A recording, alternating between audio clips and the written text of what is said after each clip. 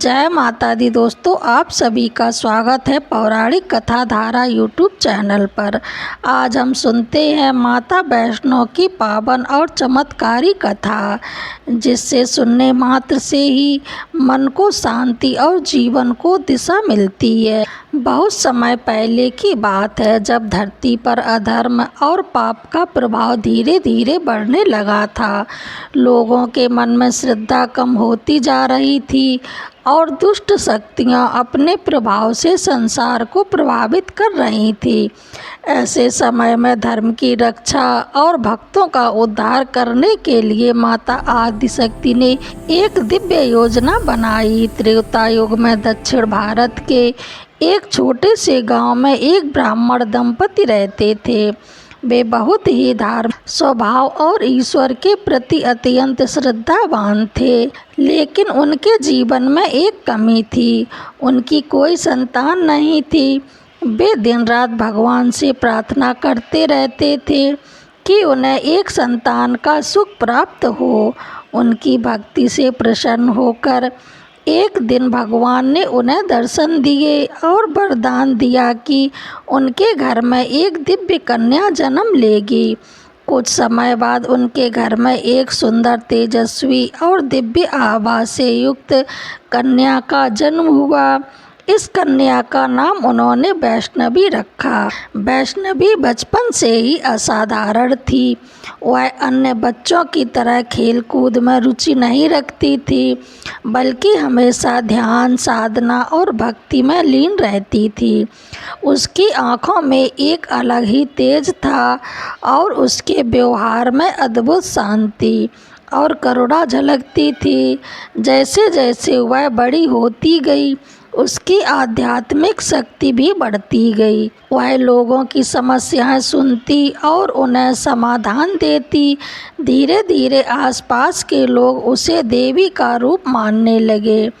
कहते हैं कि जब भगवान राम वनवास के दौरान दक्षिण भारत से गुजर रहे थे, तब वैष्णवी ने उनके दर्शन किए।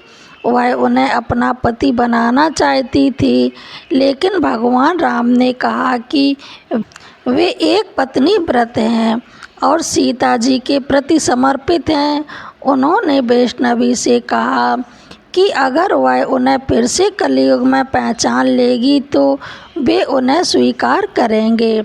उन्होंने वैष्णवी को यह भी निर्देश दिया कि वह उत्तर भारत के त्रिकुट पर्वत पर जाकर तपस्या करे, वहीं उनका दिव्य उद्देश्य पूरा होगा। भगवान राम के निर्देश अनुसार वैष्णवी उत्तर की ओर चल पड़ी और त्रिकुट पर्वत पर पहुंचकर कठोर तपस्या करने लगी। वह दिन रात ध्यान में लीन रहती और संसार के कल्याण के लिए शक्ति प्रदान करती। धीरे धीरे उनकी ख्याति दूर दूर तक फैल गई।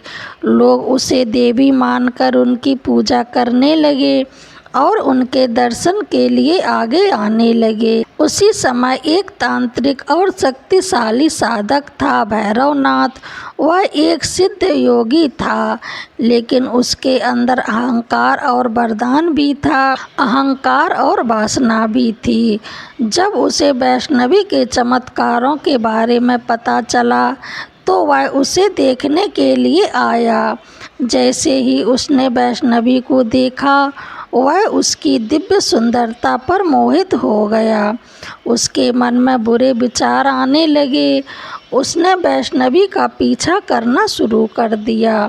वैष्णवी यह जान गई कि भैरवनाथ के इरादे ठीक नहीं हैं, इसलिए उसने वहां से प्रस्थान किया और पर्वतों में आगे बढ़ने लगी। इस दौरान माता ने कई स्थानों पर विश्राम किया और वहां अपने दिव्य चिन्ह छोड़ती गई। जहां माता ने प्यास बुझाई, वहां जलधारा प्रकट हुई। जहां माता रुकी, वहां पवित्र स्थान बन गए। आज भी यह स्थान तीर्थ के रूप में प्रसिद्ध है। भागते भागते माता एक गुफा में पहुंची, जिसे आज अर्धकुमारी या गर्भजून गुफा कहा जाता है। यहाँ माता ने 9 महीने तक तपस्या की।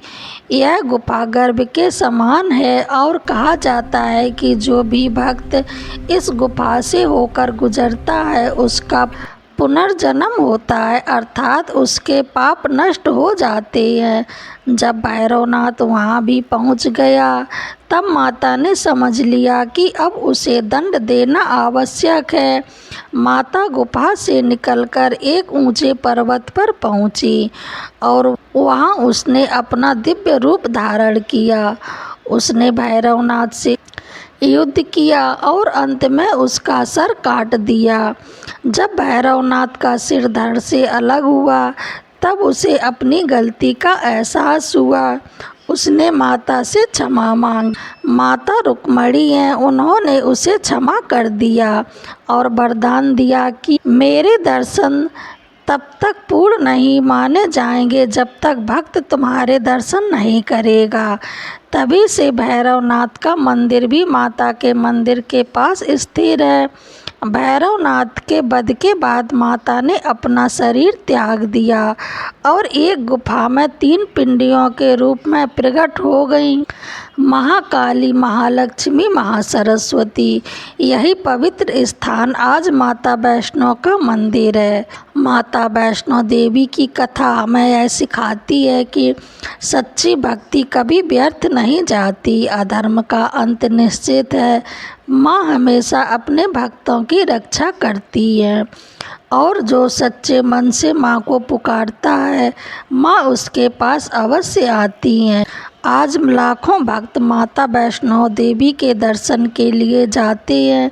लोग कठिन यात्रा करते भी हैं, माँ के दरबार में पहुँचते हैं और अपनी मनोकामना पूर्ण करते हैं। कहा जाता है कि जब तक माता स्वयं बुलावा नहीं देती तब तक कोई भी उनके दरबार तक नहीं पहुँच सकता। तो भक्तों, यह थी माता वैष्णो देवी की पावन कथा।